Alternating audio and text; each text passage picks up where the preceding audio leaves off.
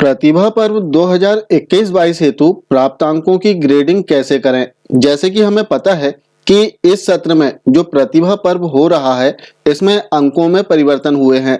अब इसमें जो पूर्णांक दिए गए हैं प्रति विषय 50 अंक किए गए हैं और 50 अंक के आधार पर छात्र ने जो प्राप्तांक प्राप्त किया है इनकी ग्रेडिंग करना है।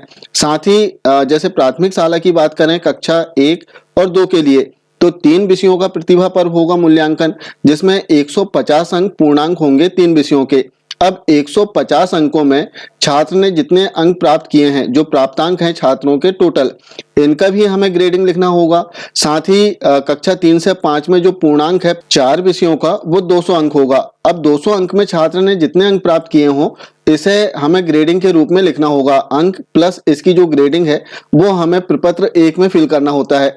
इसी प्रकार माध्यमिक शाला में कक्षा 6 से 8 के लिए जो पूर्णांक रहेगा 6 विषयों का वो 300 अंक रहेगा। तो छात्र ने 300 अंक में से कुल कितने अंक प्राप्त किया है इसकी ग्रेडिंग भी हमें लिखना है प्रपत्र 1 में। क्योंकि जो ग्रेडिंग का चार्ट है वो आपको प्रपत्र 1 में जो लास्ट में देखने के लिए मिल जाएगा। जैसे प्रपत्र 1 कुछ इस प्रकार से आपको मिलेगा, जिसमें हम देखेंगे कि छात्र का नाम, पिता का नाम और छात्र को विषयवार कितने अंक प्राप्त हुए हैं इसकी जानकारी ग्रेड के साथ में हमें फिल करना है। साथ ही टोटल जो महायोग है, जैसे 3 विषयों की बात करें तो 3 विषयों में 150 अंक पूर्णांक होगा। तो 150 अंक में छात्र ने कितने प्राप्तांक प्राप्त किया है वो यहाँ पर लिखना है और 150 अंकों का जो प्राप्तांक है इसकी ग्रेडिंग हमें इस बॉक्स में लिखना है।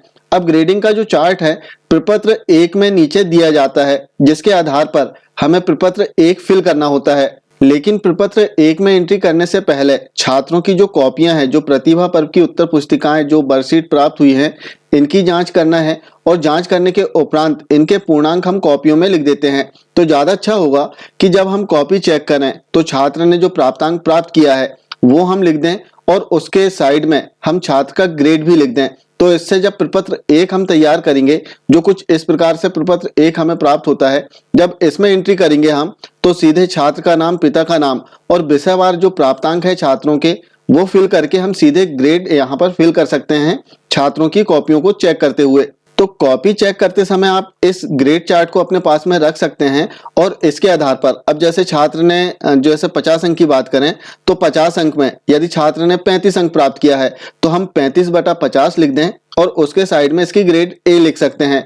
और यदि 25 अंक प्राप्त किया है सपोज तो सी ग्रेड में आएगा तो हम 25/50 कर दें और उसके साइड में ग्रेड सी लिख दें, जिससे हमें स्पष्ट रूप से दिखाई देगा कि छात्र का ग्रेड क्या है। अब यहाँ पर ध्यान देना है, चूंकि पूर्णांक 50 अंक का है, लेकिन यहाँ पर जो पूर्णांक 50 अंक है इसमें 30 अंक थ्योरी के हैं और 20 अंक प्रैक्टिकल के हैं। तो इस प्रकार थ्योरी में जितने अंक छात्र ने प्राप्त किया है वो हमें लिखना है और उसके पश्चात प्रोजेक्ट में जो 20 अंकों का है इसमें जितने अंक छात्र प्राप्त करेगा उसे लिख देना है और दोनों का टोटल करके फिर 50 पूर्णांक में से हमें छात्र का प्राप्तांक लिखना होगा। इसके पश्चात हम सीधे ग्रेडिंग कर सकते हैं छात्रों की। तो जब आप कॉपी चेक करें और कॉपी चेक करने के पश्चात छात्र की जब जानकारी आप संकलित करें तो इस चार्ट के आधार पर आप छात्रों की ग्रेडिंग फिल कर सकते हैं।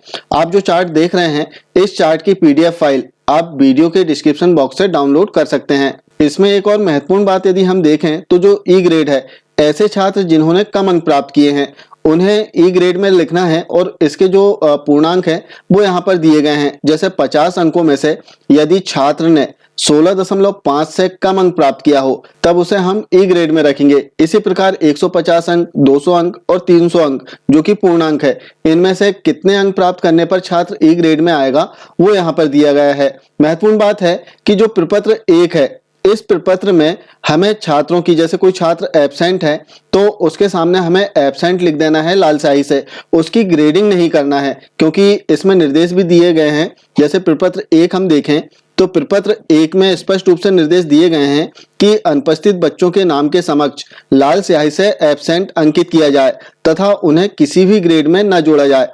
तो ऐसा नहीं कि एब्सेंट बच्चा है तो उसे हम ई ग्रेड में लिख दें, तो ई ग्रेड में ऐसे छात्रों को नहीं रखना है।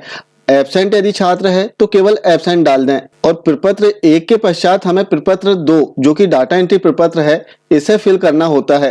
तो प्रपत्र 1 हम सावधानी से भरें और प्रपत्र 1 फिल करने से पहले हम छात्रों की जो कॉपियां चेक करें वो चार्ट के आधार पर आप कर सकते हैं, जिससे आपको आसानी होगी। ये थी प्रतिभा पर्व हेतु ग्रेडिंग के संबंध में एक महत्वपूर्ण जानकारी।